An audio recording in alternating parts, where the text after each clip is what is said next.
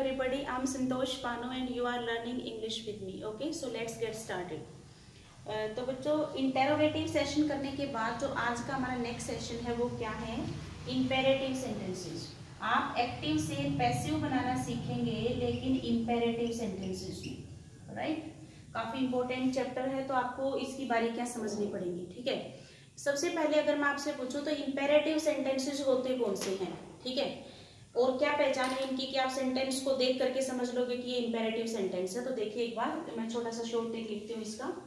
जब जब आपको लाइफ में किसी को ऑर्डर करना हो, किसी से रिक्वेस्ट करनी हो, किसी को सजेशन देना हो,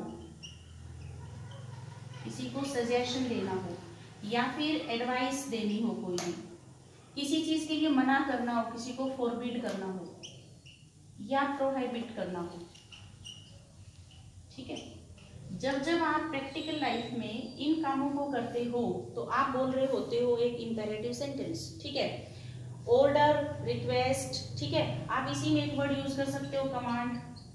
अब अगर आप पूछोगे कि इनमें डिफरेंस क्या है तो वो देख लो.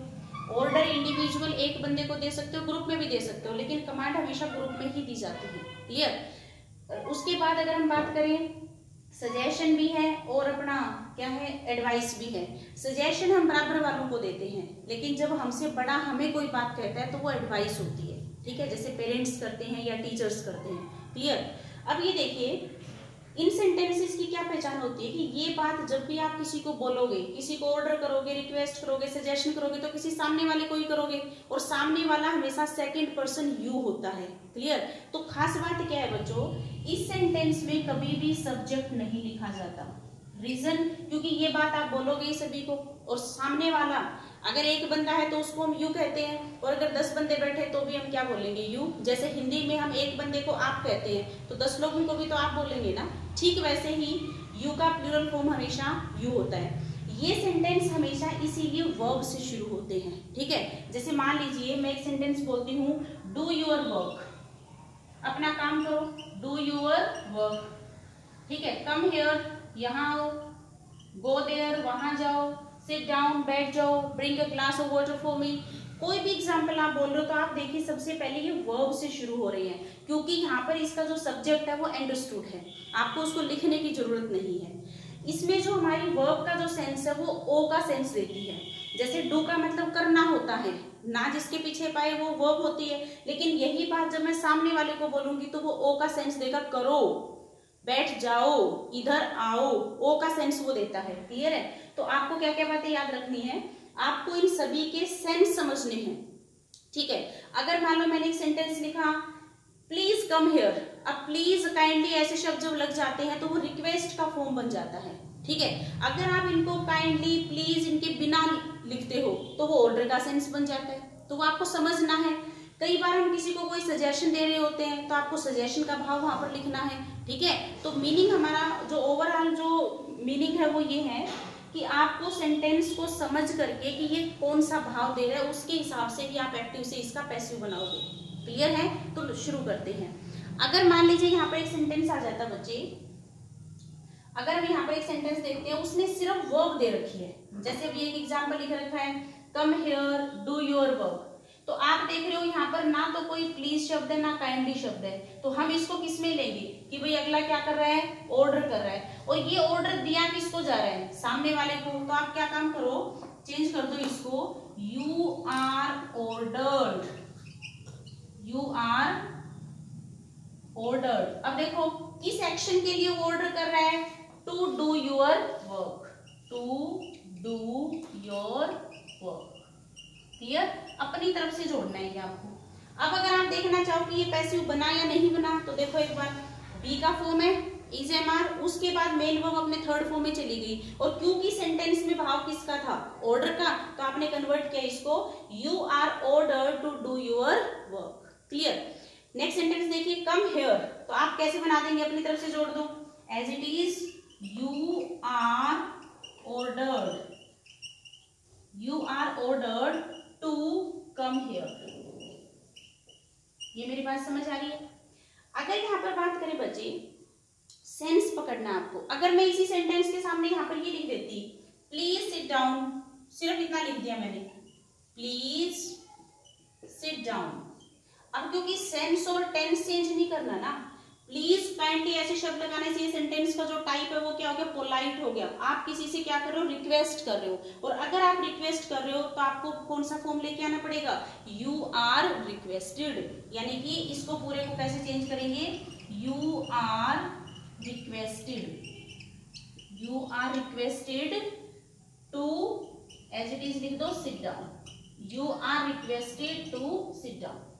यहां तक बात समझ आ रही है। सबसे पहले अगर काइंडली प्लीज ऐसे शब्द नहीं लगे तो आप उसको ऑर्डर का भाव दे सकते हो। तो आपने यहाँ पर क्या लिख दिया, you are ordered, you are ordered. जैसे ही मैंने यहाँ पर प्लीज शब्द लगाया तो ये किसका भाव हो गया, रिक्वेस्ट का। तो मुझे क्या चेंज करना पड़ा, you are requested to sit down. ध्यान रहे अब दोबारा प्लीज शब्द का यूज नहीं करना, नहीं तो सुपरफ्लुअस एक्सप्रेशन हो जाएगी कि रिक्वेस्टेड भी लिख रहे हो और आप प्लीज भी लिख रहे हो, क्योंकि प्लीज के भाव की वजह से हमने यहाँ पर क्या चेंज किया है, रिक्वेस्टेड।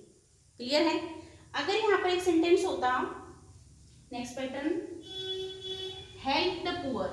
मान लीजिए उसने क्या करा, ये जो सेंटेंस हम कर रहे थे इसमें क्या चीज थी, सिर्फ वर्ब गिवन थी, ऑब्जेक्ट गिवन नहीं था। अगर मान लीजिए उसने सेंटेंस में लिख दिया हेल्प द पुअर, इस सेंटेंस में और उसमें क्या फर्क है, यहाँ पर वर्ब भी गिवन है और हमारा ऑब्जेक्ट गिवन है, वहां पर सिर्फ वर्ब दे रखी थी। तो सिर्फ वर्ब दे रखी थी तो हमने अपनी तरफ से क्या जोड़ा, you are requested, you are ordered, इस तरीके से हमने उसको बनाया। यहाँ पर हमारे हेल्प क्या हो गई है कि वर्ब गिवन है, ऑब्जेक्ट गिवन है। तो आप क्या कर सकते हैं, इसका सबसे पहला पैटर्न क्या होगा, यहाँ पर ना काइंडली है ना प्लीज है, तो सेंस के हिसाब से हमें क्या दिख रहा है, ऑर्डर। तो मैं इसका क्या बना देती हूँ, यू आर ऑर्डर्ड, जो भी अभी आप सीख के आए, you are ordered to help the poor. ये हो गया पैटर्न नंबर 1। ठीक है। दूसरा पैटर्न इसका क्या कहता है कि यहाँ पर एक वर्ब गिवन है, एक ऑब्जेक्ट गिवन है। तो सेम इस पैटर्न को इस ऑब्जेक्ट से सब्जेक्ट बनाते हैं, सब्जेक्ट से ऑब्जेक्ट बना सकते हैं। तो इस कमी को पूरा करने के लिए हम लेट वर्ड का यूज कर सकते हैं। और लेट की खास बात क्या होती है कि अपने बाद हमेशा बेस फॉर्म लेता है। ये कभी बेर इंफिनिटिव के यूजेस में मैं डिस्कस करूंगी। ठीक है। जैसे आप बोलते हो लेट मी स्पीक, तो लेट हमेशा क्या ले रहा है, V1 ले रहा है। ठीक है। तो देखो अगर मैं यहाँ पर लेट लगाऊंगी तो लेट के बाद मुझे ऑब्जेक्ट क्या दिख रहा है, the poor, late the poor, late the poor. और क्योंकि लेट को तो बेस फॉर्म चाहिए होगा और हमारी जो मेन वर्ब है हेल्प, ये तो थर्ड फॉर्म में जाएगी, यानी कि इसका तो क्या हो जाना है, हेल्प हो जाना है। और अगर मैं कुछ ना लगाती तो लेट के बाद आप थर्ड फॉर्म तो नहीं लिख सकते, तो इसलिए आपको क्या करना पड़ेगा, late the poor be helped, late the poor be helped. Passive बना के नहीं, चेक कर लो, बी के फॉर्म के बाद अगर मेन वर्ब अपने थर्ड फॉर्म में हो तो वो क्या हो जाता है, पैसिव फॉर्मेट हो जाता है। बात समझ आई, आगे बढ़ते हैं। अब देखो थोड़ा सा डिफरेंस सीखेंगे हम। अगर यहाँ पर सेंटेंस होता ओपन द डोर, बड़ा फेमिलियर सा वर्ड है बच्चों का, बिल्कुल जुबान पे होता है ये, late the door be open, कुछ इस तरीके से। ठीक है ना। तो देखो एक बार समझ लेंगे यहाँ से एक चीज। सबसे पहले पैटर्न में अगर मैं देखूं तो यहाँ पर क्या बन सकता है, ये you are ordered to open the door, पहला तरीका जो अभी अभी हमने सीखा। सेकंड आ रहा है कि वर्ब गिवन है, ऑब्जेक्ट गिवन है, तो क्यों ना लेट वाले पैटर्न से बना ले, तो बना लेते हैं। चलो let the door, let the door be opened, ये पैटर्न बन गया। अब एग्जाम वाले क्या करते हैं, वो क्या करेंगे, जो वो 4 ऑप्शंस देते हैं, मान लीजिए सेंटेंस दिया था हेल्प द पुअर, और उसने क्या किया कि एक आंसर दे दिया you are ordered to help the poor, और तुम्हें कंफ्यूज करने के लिए एक ऑप्शन लिख दिया late the poor be helped. अब बच्चा तो दोनों पढ़ के गया था। ठीक है। अब उसको लगता है कि मेरा ठीक है, कोई इस वाले को क्लिक करके आ गया, कोई इसको क्लिक करके आ गया। अब देखो नंबर किसको मिलते हैं। ठीक है। तो एक बार चेक करें थोड़ा सा, शायद ये बात आपको किसी बुक में ना मिले, तो थोड़ा सा ध्यान देंगे। हेल्प द पुअर और ओपन द डोर, इन दोनों सेंटेंसेस में डिफरेंस क्या है, सेम पैटर्न है, वर्ब है, ऑब्जेक्ट है, वर्ब है, ऑब्जेक्ट है, लेकिन एक स्लाइड सा डिफरेंस है। वो क्या है, इस सेंटेंस का जो ऑब्जेक्ट है वो लिविंग बीइंग है। ध्यान दो, हेल्प द पुअर, पुअर कौन होगा, लिविंग बीइंग होगा। ध्यान देंगे। अगर मैं यहाँ पर बात कर रही हूँ ओपन द डोर, यहाँ पर डोर शब्द जो है, जो ऑब्जेक्ट का काम कर रहा है, ये हमारा नॉन लिविंग है। बात समझ आई? अब देखिए, जब जब हमारे पैटर्न दोनों ही सही है अपनी जगह पे, ठीक है, लेकिन अगर आप किसी सेंटेंस में लिविंग ऑब्जेक्ट की बात कर रहे हो तो प्रेफरेंस किसको दे के आना है? इस वाले को प्रेफरेंस दे के आना है। बेशक ऑप्शन में बी ऑप्शन था ये वाला, सी ऑप्शन था आपका let the poor be help, लेकिन आपको नंबर मिलेगा अगर आप करके आते हो you are ordered to help the poor. Reason is living being object. ये बात याद रहे कि प्रेफरेंस बहुत जरूरी है। नहीं तो बच्चा सोचता है यार मैंने भी तो ठीक किया था, मेरा नंबर क्यों कट गया, फिर आप ब्लेम करते हो एसएससी को, मुझे पास ही नहीं करना, ये नहीं करना, वो नहीं करना, ठीक है। तो थोड़ा सा ध्यान देंगे, थोड़ा सा हटके चलोगे तभी नंबर मिलेंगे, ऐसे नहीं मिलेंगे। अगर इस सेंटेंस की बात करें ओपन द डोर, ये जो डोर शब्द है ये हमारा क्या है? नॉन लिविंग है। नॉन लिविंग वाले में हमेशा लेट को प्रेफर करके आना है। अगर उसने दो ऑप्शन लिख रखे थे you are order to open the door और दूसरा लिख रखा था let the door be open, दोनों ठीक है, बी और सी दोनों लिख रखे हैं, लेकिन आपको नंबर मिलेगा जब आप लेट वाले को करके आओगे। क्यों? क्योंकि यहाँ पर जो जानकारी थी वो क्या थी? हमारा जो ऑब्जेक्ट है वो नॉन लिविंग है। कर लेंगे इस तरीके से।